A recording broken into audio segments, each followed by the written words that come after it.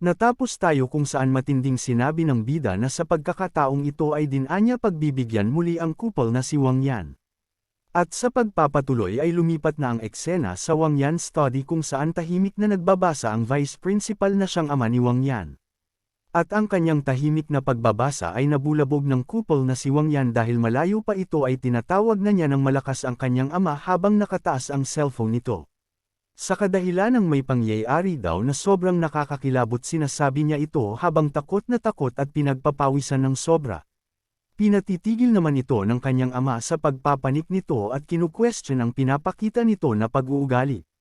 Dinama niya pinakinggan ng kanyang ama at agad nang pinakita ang balita na nakita niya sa kanyang cellphone at ang bagay daw na ito ay sobrang masama. At balita pala na ito na kanyang kinatatakutan ay tungkol sa bida. At ang sabi nito sa kanyang ama na ang bida daw ay di po ito patay at ito ay buhay na buhay pa. Dagdag pa nito na hindi nila napatay ang bida sa trial na naganap kaya sigurado ito na maghihiganti ito at babak upon naman ito ng Kang Kyong-gil. Samantala ang vice principal ay kalmado lang ito dahil alam niya na walang magagawa ang bida sa kanya dahil ang nangyari daw sa Yinnanshan trial ay isa lamang aksidente. Magsasalita pa sana ang couple pero inunahan na ito ng kanyang ama sa pagsasabi na kahit ang bida daw ay maghahinala sa kanya ay wala itong ebidensya laban sa kanya. Nagtanong naman ang couple kung ganun daw ay ano na ang gagawin nila ngayon. Sinagot naman siya ng kanyang ama na wala silang gagawin at kasabay nito ay binuksan niya ang drawer ng kanyang lamesa na parang may gusto itong kunin dito. At habang may hawak na box na may markang bungo ay nagsaad ito na may masamang intensyon na hindi sila titigil hanggang sa tuluyan na nilang mapatay ang bida.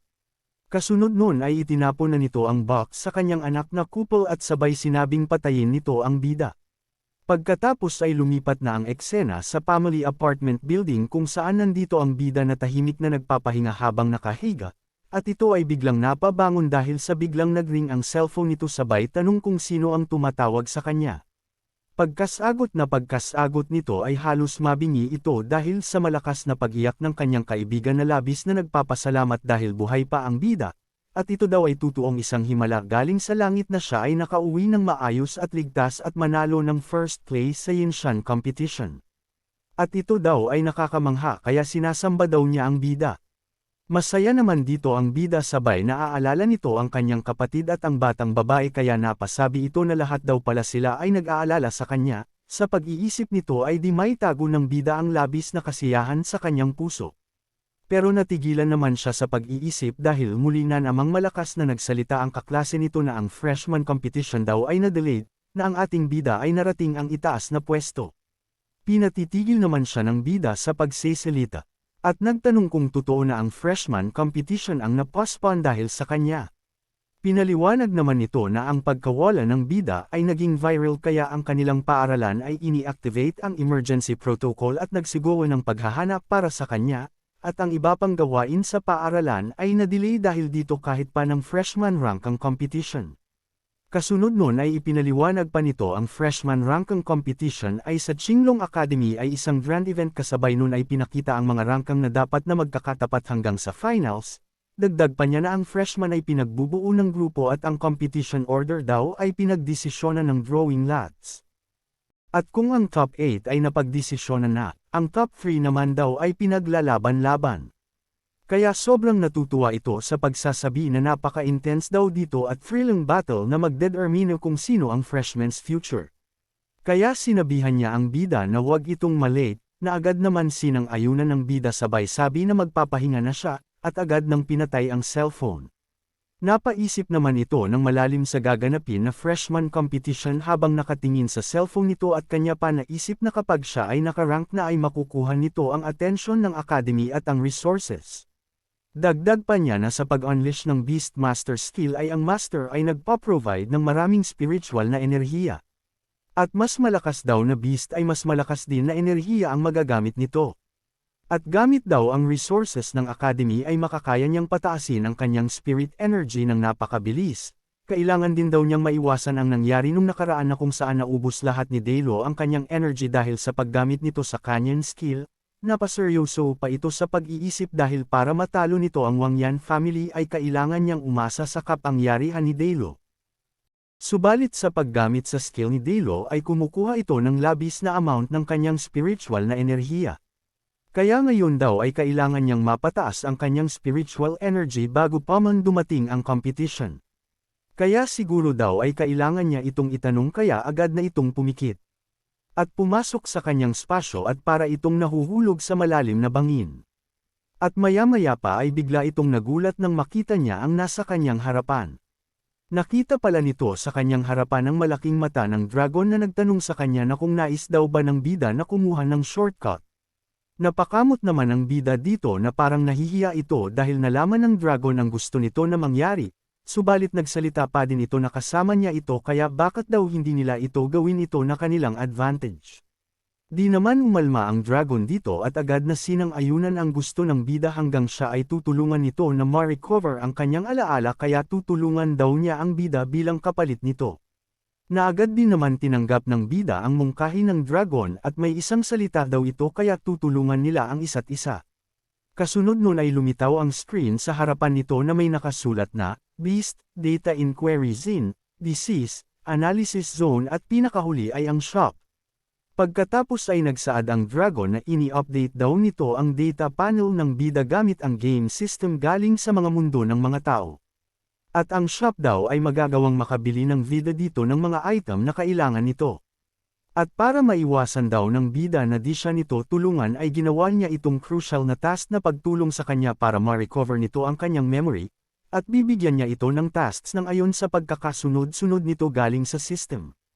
At kailangan niyang makompleto ang task para makakuha siya ng points or di naman kaya ay makakuha ito ng iba pagaya ng physical rewards. Samantala ang bida naman ay labis na namamangha sa kanyang nakikita sa shop at dito makapaniwala na maraming item dito na kailangan niya. Kaya sa pagka-excited nito ay agad niyang pinindot ang isang item na Dragon Spirit Pill. Pagkapindot nito ay agad na lumabas ang impormasyon nito na ang pill daw na ito ay agad nang maboosts ang spiritual na enerhiya ng kung sino ang kumain nito. Subalit pagkatapos ng 5 minuto ay may backlash ito na magiging dahilan ng sobrang pagkahina nito. Nagsaad pa ang dragon na ang pill na ito ay nakabatay sa kung ano ang nasa isip ng bida pero ang side effect daw nito ay makabuluhan kaya gamitin daw ito ng bida ng may pag-iingat. Dagdag pa niya na ipagpalagay na daw nito na kanyang gift sa kanya pero sa hinaharap daw ay kailangan nito kumita para sa kanyang sarili. Kasunod nun ay nagsalita pa ito na mula ngayon ay tahimik niyang i-chant ang Beastmaster breaks through the void holy shield. Kailangan daw ito para maiwasan ma-summon ang system. At kasunod nun ay nagpapaalam na ito dahil kailangan na daw nitong magpahinga. Kaya sinabi din ng bida na aalis na siya para ito ay makapagpahinga na, agad ng sinang-ayunan ng dragon. At habang papaalis ang bida ay tinitignan ito ng dragon at pabulong na tinanong kung tama ba siya na hindi siya ay di-disappoint ng bida. Kasunod nun ay lumipat na ang eksena sa family apartment kung saan nagsaad ang bida sa kanyang kapatid na siya ay aalis na papuntang school. At habang siya ay papaalis ay sinabihan siya ng kanyang kapatid na kagagaling lang nito. Kaya maghinay-hinay lang daw ito at ang maliit na batang babae naman ay sinigaw na mag-ingat daw ang bida, na siya naman silang sinagot na bida na masusunod ito. Habang siya ay naglalakad ay naiisip niya na ngayong araw gaganapin ang freshman ranking competition at kanyang pinagtataka kung kahit daw si Old Wu ay kanyang nagagawang isipin. Maya-maya pa ay labis siyang nagulat sa kanyang nakita na poster ni Delo na nakalagay sa poste at napatanong siya kung ano ito. At ang nakasulat dito ay Nine-Tailed Fox at may bounty na 3 billion, at ang kasalanan nito ay pagnanakaw ng Golden Core at ang reward location nito ay Royal City Land. Pagkatapos ay kinumpronta nito si Delo at galit na galit niya itong pinagsasabihan at tinatanong kung nagsisinungaling ba ito sa kanya. Subalit hindi ito pinapansin ni Delo at patuloy lang itong nananahimik. At dahil doon ay mas nadagdagan pa ang inis nito kay Delo sabay tanong dito kung bakit. Hindi nito sinabi sa kanya na wanted pala ito sa isang mataas na pamilya na gaya ng royal family.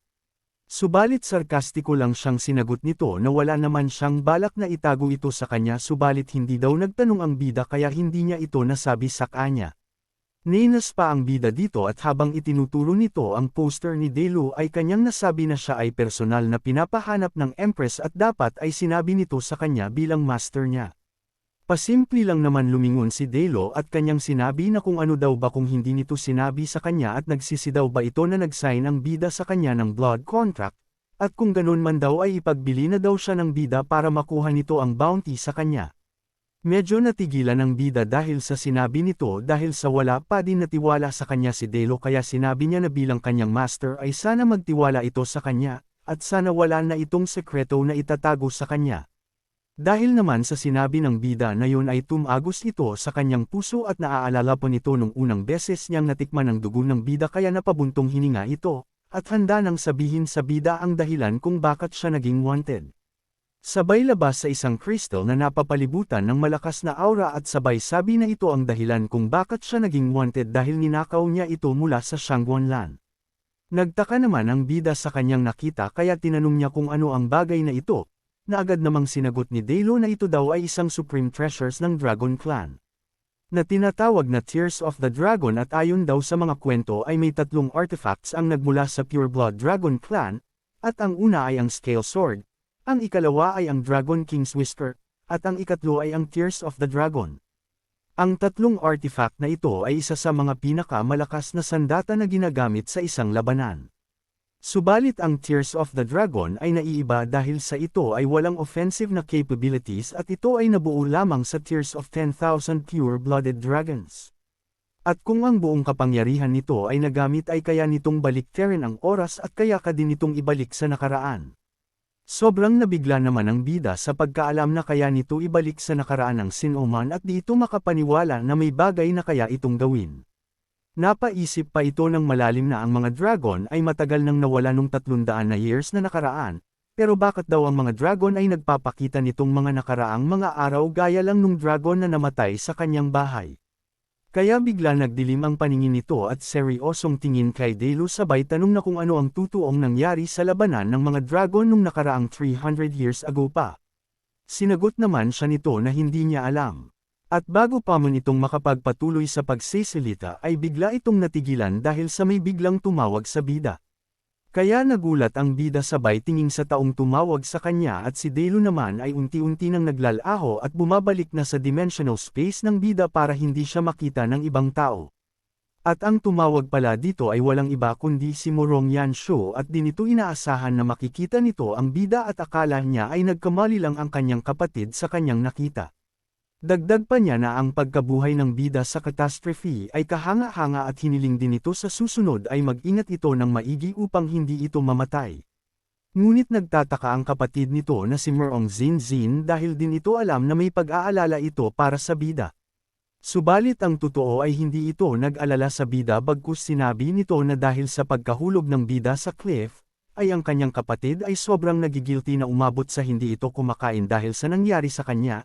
Sinaad pa nito na sa mga nakaraang araw na di pa bumabalik ang bida ay nagkukulong lang ito sa kanyang kwarto at kahit gaano niya ito subukan kumbansihin na kumain ay hindi pa din ito kumakain. Nagsimula lang itong kumain nung nakita niya sa balita na nakauwi ng ligtas ang bida. Sa gabing yun ay nakadami ito ng kanin at nakaubos ng extra bowl ng kanin na parang kumain sa mang-inasal na naka-honey rice dahil sa gutom nito. Kaya sa susunod daw ay mag-ingat na ito dahil kung hindi ay baka tumigil ulit sa pagkain ang kanyang kapatid, kaya dapat itong mag-isip ng mabuti dahil kung hindi ay natatakot siya na ang appetite ng kanyang kapatid ay magdudusa. At bago pa man siyang tuluyang maibuking ng kuya nito ay agad na niya itong tinakpan ang bibig nito para tumigil na sa pagdadaldal dahil sa nahihiya na ito sa ginagawa nito. Napangiti naman ang bida dito kaya sinang-ayunan nito ang kanyang sinabi kaya sa susunod ay mag-iingat na siya para si Zinzin ay di na mag-alala pa sa kanya. Kasunod nun ay niyaya na niya ang dalawa na sabay nang pumasok dahil ang freshman competition ay malapit nang magsimula. Pero tumugon lang ito ng matalim na titig at mahigpit na hinawakan ang kamay ng kanyang kapatid sabay sabi na hindi sila ganun ka-close para sila ay magsabay na pumasok.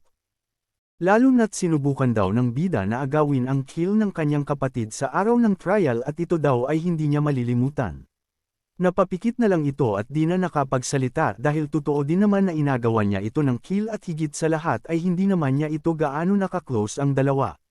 Pagkatapos ay agad na nitong niyaya ang kanyang kapatid para pumasok na sa loob at naiwan na lang na mag-isa ang bida. At nagtaka pa ito kung bakit ang mga ito lumapit sa kanya kung ganun din ang ugali na ipapakita sa kanya ng mga ito. Maya-maya pa ay makikita na ang mga fireworks sa itaas, na hudyat ng pagsisimula ng competition sa Azure Dragon Academy. Kasunod nun ay binati na ng host ang lahat ng mga manunood kaya naghiyawan ang mga ito dahil sasabik na ang mga ito sa mangyayaring competition. Sinabi pa ng host na bawat freshman ay kailangan mag-draw ng lots para malaman nila ang pagkakasunod-sunod ng laban, kaya ito ay kanila nang simulan. Kasunod nun ay isa-isa nang kumukuha ang mga kalahok sa isang kahon na nakahanda sa harap ng host. Sa kabilang banda naman ay nakatanaw sa kanya ang couple na si Wang Yan at sinabi nito sa kanyang isip na kung bakit ito nakaligtas at nakabalik nang wala man lang pinsala.